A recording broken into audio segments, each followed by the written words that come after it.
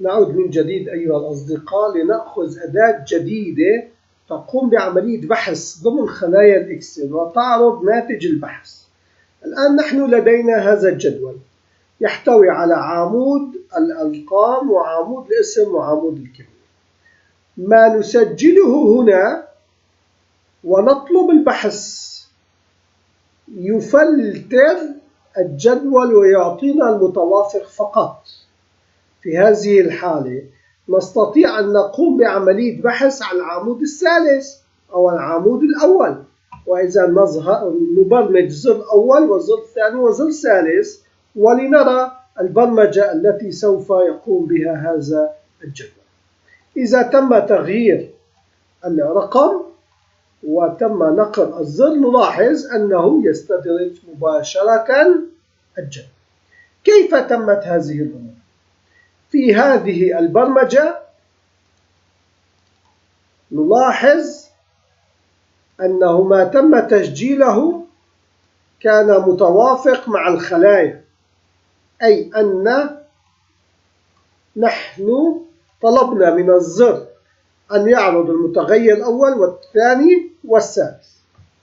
المتغير الأول تم تصميمه لكي يعطينا عدد الأسطر الموجودة في هذا الجدول، ويقول cells rows count فاصلة واحد end up row. فإذا المتغير الأول سوف يعطينا رقم الأسطر التي تم استخدامها في هذا الجدول. المتغير الثاني يقول ما احتواه الاف واحد، فإذا نحن الآن سوف نعرف ونربط الاف واحد. أما الليست بوكس 1 يطلب منها أن تمسح، فإذا تم مسح الليست. تبدأ الحلقة وتقول أنني سوف أبدأ من الرقم 2 إلى الرقم الذي أعطاني المتغير الأول لكي أذهب وأبحث عن جميع البيانات الموجودة في هذا الجدول. هنا تبدأ عملية الإف. الإف تقول إذا كانت الخلية التي أنا أقف عندها، لاحظ أنه يقف هنا، إذا كانت الخلية التي أنا أقف عندها متوافقة مع ما هو موجود في الإف واحد، لاحظ ما هو موجود في المتغير الثاني الذي أخذ قيمة الإف واحد، فإذا اذهب وفعل هذه البيانات. ما هي هذه البيانات؟ هي أنني سوف أدخل على الليست بوك 1 وأضيف بيانات وينتهي الأمر. طبعا هذه الحلقة تأخذ السطر الأول، السطر الثاني، السطر الثالث إلى أن يتحقق. ونلاحظ هنا نحن تم تحديد العمود الثاني لكي يتوافق. إذا طلبنا البحث للعمود الأول وتم تصميم خلية خاصة بالرقم وخلية خاصة بالاسم وخلية خاصة في الكمية، فإذا سوف نغير فقط هذا الرقم.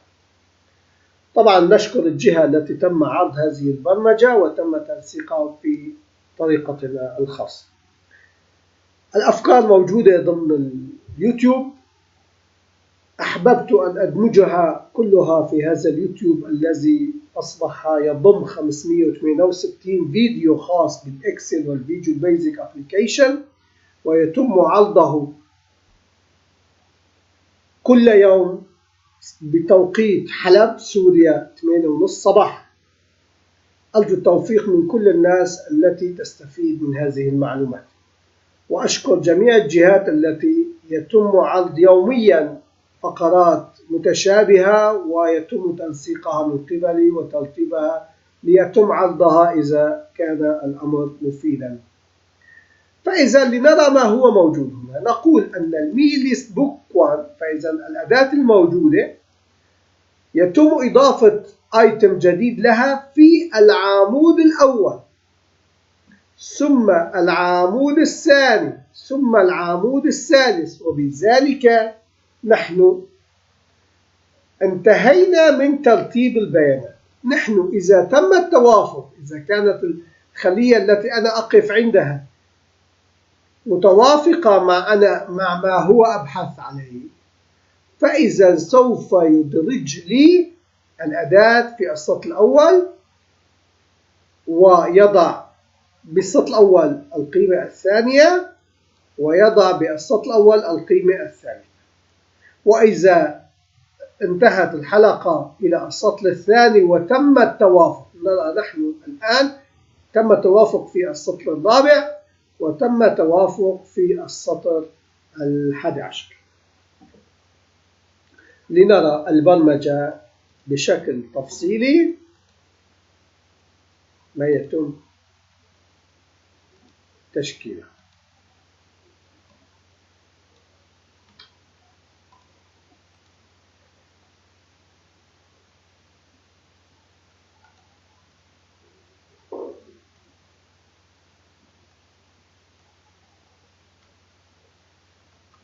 نلاحظ أننا لدينا 16 سطر.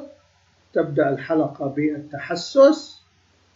تم التحسس في السطر الأول. لماذا؟ لأنه متوافق وتم وضع الخلايا.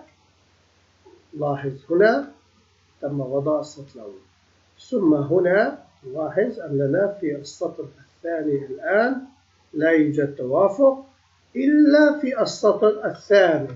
فإذا هنا سوف نصل إلى السطر الثامن الذي هو التاسع بالنسبة للتسلسل وتم التوافق، فبذلك يتم تسجيل البيانات المتوافقة. وتنتهي الحلقة وتكمل الحلقة إلى أن تنتهي للسطر 13 وبذلك نصل إلى الإنسان. البرمجة جميلة جدا ومفيدة لكل الناس التي تستخدم إكسل فيجوال بيزك مباشرة ليست من خلال النماذج. أرجو أن تكون هذه المعلومات مفيدة. أتمنى التوفيق للجميع. نلتقي غدا إن شاء الله.